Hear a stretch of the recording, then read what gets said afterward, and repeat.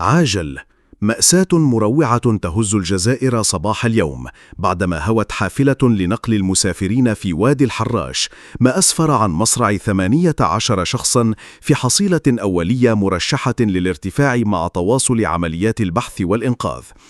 المعطيات الأولية تشير إلى أن الحافلة كانت تقل عشرات الركاب في رحلة بين ولايتين قبل أن تفقد السيطرة وتنقلب داخل الوادي في مشهد مروع.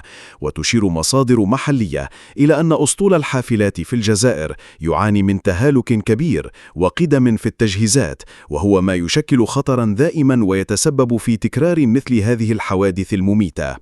هذه الفاجعة أعادت إلى الواجهة مطالب الجزائريين بضرورة تجديد حظيرة النقل العمومي وتجديد إجراءات السلامة على الطرقات.